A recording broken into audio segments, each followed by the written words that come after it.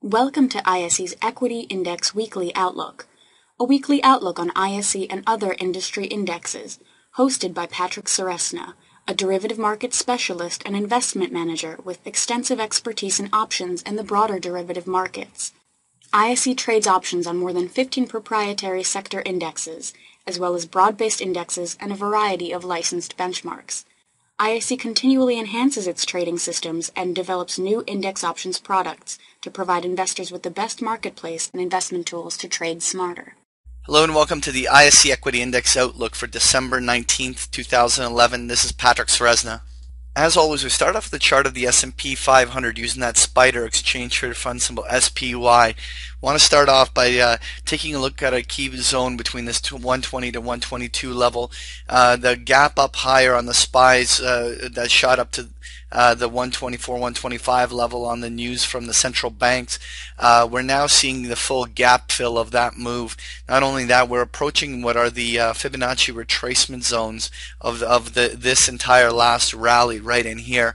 Really at this stage, even though we've seen some predominant weakness in the euro as well as in the commodities that have put some pressure on underlying stocks, we're still in a relatively bullish environment with the S&P, and there still is room for a Christmas rally. And before we put too much confidence in that move, we must stress that it's going to be very crucial that we don't see any catalyst to have panic selling come in early this week. There's really not a lot of catalysts out there during the holiday season for this move, so more than likely the support level holding could very well be the outcome here. Nonetheless, if we see this flagging formation hold and this 120 to 122 level hold that support, it leaves room for that year-end Christmas rally, not only back to 127, 129, but leaves room for all sorts of upside depending on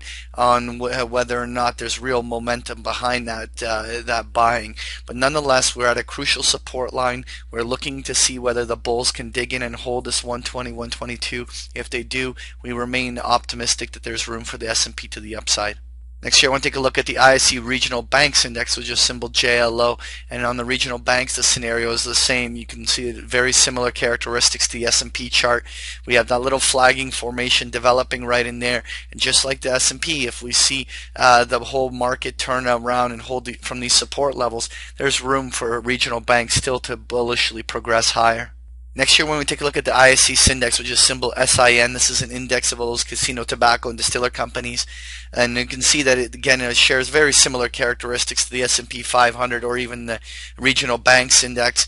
There's a very large inverted head and shoulders pattern right there, and there is room for the index, this index to do a bullish breakout here on the upside. But more than likely, with the regional banks and the Sindex, it will probably go the direction of the S&P. So if we have a positive S&P move, both of these sectors should do relatively well with the market. Next year, I want to take a look at the ISE Home Builders Index, which is symbol RUF.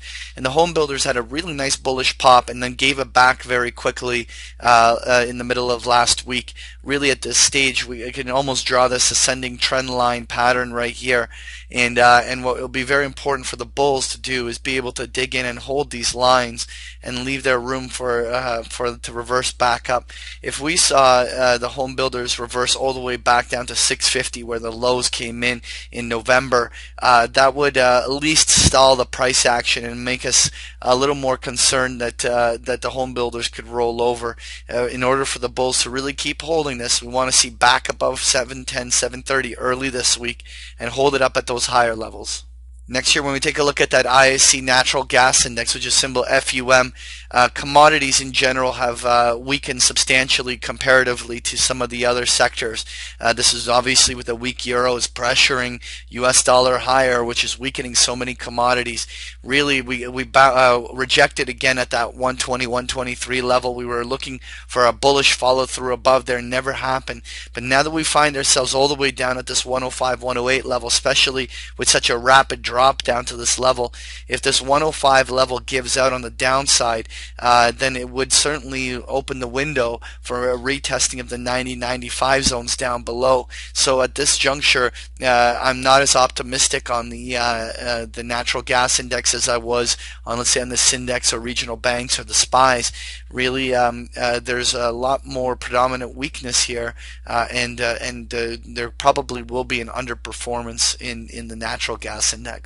Finally, when we take a look at that ISE mini FTSE 100 index, which is a UKX, again, just like the S&P 500, again, that little flagging formation, all the global indices tend to move in unison. So when you take a broader indice like the FTSE and then you take the S&P 500, odds are that when one of them breaks one way, the other one will be following suit. So if the same flagging formation on the SPYs breaks out on the upside, more than likely the FTSE will follow with a breakout and subsequent not only test of the 565, 570 level, but if the S&P 500 also exceeds its highs, then there's room for the FTSE to strengthen even above 570.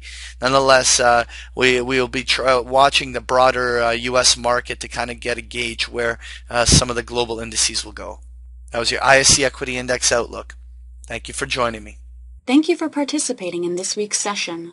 Please join us again next week. For more information about Patrick Ceresna and to sign up for free index options trade alerts, visit www.optionsource.net. To learn more about ISE index options, visit us at www.ise.com/indexoptions.